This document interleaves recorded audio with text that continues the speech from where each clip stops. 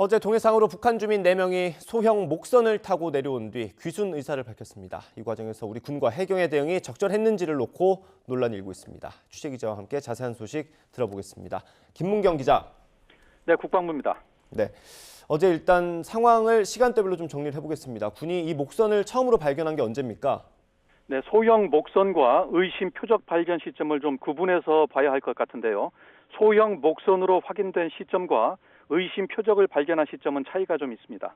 군이 밝힌 내용을 보면 정체가 불분명한 해상 표적을 처음 발견한 시점은 새벽 5시 반입니다.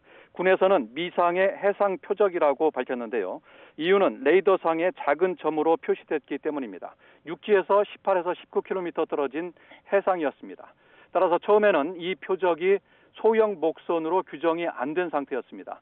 이후 1시간 뒤인 6시 반쯤 열상 감시 장비인 TOD로도 이 표적이 둥근 점으로 잡혔고 20분 뒤인 6시 59분에 이때 비로소 TOD상의 선박의 모습이 확인됐다고 합니다. 육지에서 11km 떨어진 해상이었습니다.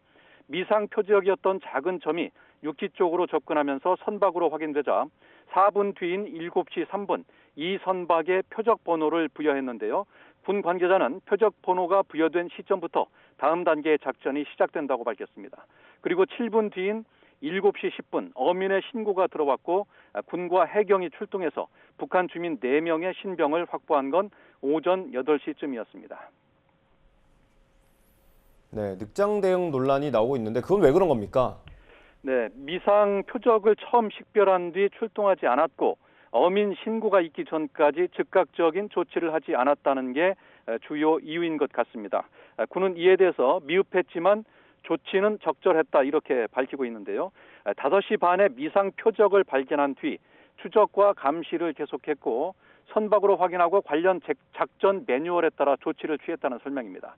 그러면서 레이더상에 표시된 많은 점 가운데 하나였던 표적에 대해 탐지와 추적 외에 고속정을 출동시키는 등의 대응을 할 만한 상황은 아니었다고 강조했습니다. 그래도 확인을 했어야 되는 게 아니냐 이런 지적에는 바다에는 상시 입출항하는 배 등 선박 수백 척이 떠 있는데 선박으로 확인이 안 된 상태에서 일일이 대응하면 군의 피로도가 높아진다면서도 이 표적에 대해선 대각선 방향으로 내려오는 특이한 상황이었던 점을 고려해 계속 추적했다고 밝혔습니다. 네, 이 목선이 동해 NLL을 넘을 때 모습도 확인하지 못한 거 논란이 되고 있는데 이건 어떻습니까? 네, 여기서 개인적인 생각을 좀 먼저 말씀드리면요. 우리 군의 감시 체계가 제대로 갖춰져 있는지 아니면 부족했는지부터 먼저 살펴봐야 하지 않을까 하는 것입니다. 군은 이 소형 목선이 NLL을 넘는 모습은 확인하지 못했다고 밝혔습니다. 이런 부분은 인정하기가 쉽지 않았을 텐데 따지고 보면 군의 속내가 담긴 말이기도 합니다. 섬이 많아서 감시와 경계가 촘촘한 서해와 달리 동해는 육지에서 먼 바다의 NLL 선이 400여 킬로미터에 이릅니다. 다시 말해 육지의 레이더로는 먼 바다로 나간 뒤 다시 들어와 선을 넘는 7.5m 크기의 소형 목선을 발견하기가 쉽지 않다는 게 군의 설명입니다.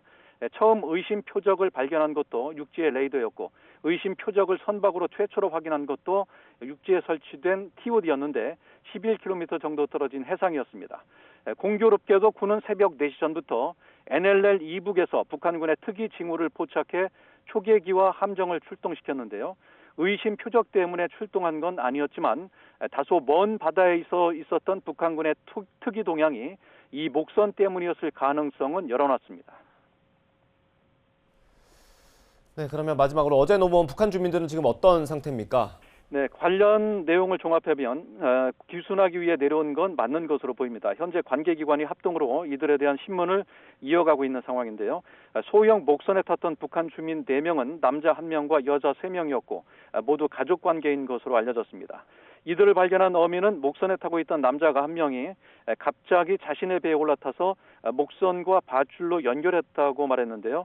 이로 미루어 귀순 의사가 명확했던 게 아니냐는 추정을 하기에 충분합니다. 북한 주민이 선박을 이용해 귀순해온 건 지난 5월 가족 단위 주민이 서해를 통해 귀순해온 이후 처음입니다. 동해상으로 선박을 이용해 귀순한 건 2019년 11월 이후 거의 4년 만인데요. 당시 이들은 판문점을 통해 강제 북송되면서 많은 논란이 이어졌습니다. 지금까지 국방부에서 YTN 김문경입니다. 북한 주민이 동해상을 통해서 귀순한 사례는 2019년 11월 이후 4년 만입니다. 올해 국내에 들어온 탈북민은 모두 139명으로 지난해 같은 기간보다 3배 이상 증가한 것으로 집계됐습니다. 조수연 기자입니다. 북한 주민이 동해를 통해 우리 측으로 넘어와 귀순 의사를 밝힌 건 4년 만입니다. 2019년 11월 북한 어민 2명이 목선을 타고 동해를 건너와 귀순 의사를 밝혔지만 강제 추방됐습니다. 당시 문재인 정부는 흉악범죄 혐의를 들어 이들을 북한으로 돌려보냈습니다. 하지만 지난해 정권 교체 이후 검찰 수사가 본격화됐고 정의용 전 청와대 안보실장 등은 국정원법상 직권남용 혐의로 기소돼 재판이 진행 중입니다. 이런 가운데 올해 들어 지난해 말까지 국내로 들어온 북한 이탈 주민은 모두 139명으로 늘었습니다. 42명으로 집계된 지난해 같은 기간에 3배가 넘는 규모입니다. 정부는 2021년과 2022년에는 코로나19에 따른 국경 봉쇄와 중국 내 이동 제한이 복합적으로 작용해 국내 입국 탈북민 수가 이례적으로 적었지만 올해 들어 국경 봉쇄가 해소되고 중국 내 이동 제한이 풀리면서 입국 인원이 증가했다고 분석했습니다. 국경에 대한 북한의 통제가 좀 느슨해졌다라고 볼 수가 있습니다. 그렇기 때문에 상대적으로 북한에서 주민이 탈북해가지고 중국을 거쳐서 한국으로 들어올 수 있는 그런 기회의 창이 훨씬 더 넓어졌고 그것이 탈북민 증가로 이어졌다고 볼 수 있습니다.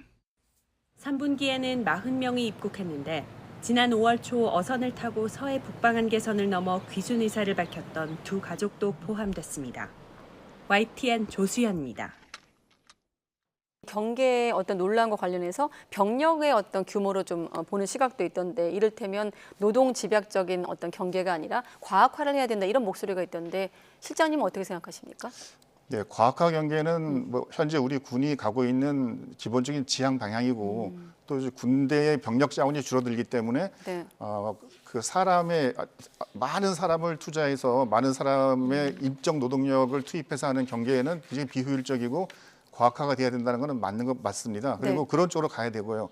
예, 근데 이제 과학화라고 해서 근데 또 너무 과학화를 신봉하거나 거기에 너무 의존해서는 안 되죠. 네. 그런 사례가 이번에 하마스의 그 이스라엘 그 기습에서도 나타나지 않습니까? 예. 그래서 우리가 과학화는 계속 진행을 하되 이런 뭐 해양 감시 레이더든지 또는 TOD 이런 장비들은 계속 더 고품질의 제품으로 개발이 되되 그것에만 너무 의존해서는 안 되고 우리 장병들이 네. 그 장비를 보다 효과적으로 활용할 수 있는 능력을 더 훈련해야 될 테고 네. 또 이러한 상황들을 종합적으로 판단할 수 있는 그 어떤 상황 판단 능력 이런 것들도 더욱 숙달이 돼야 될 거라고 봅니다. 네, 가장 좀 중요한 포인트 같습니다. 오늘 대담에서. 자, 그리고 아까 얘기했던 북한 내부 상황. 이들 주민 4명은 북한에서 뭐 일부 언론 보도긴 합니다만 굶주렸다.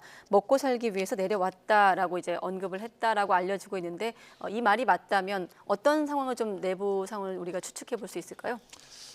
뭐 보통 사람들이 북한 김정은 정권에 대해서 여러 가지 비난을 많이 하지만 가장 대표적인 것이 핵무기 또는 뭐 ICBM을 비롯한 여러 가지 미사일 개발에 어마어마한 돈을 투자하지 않습니까?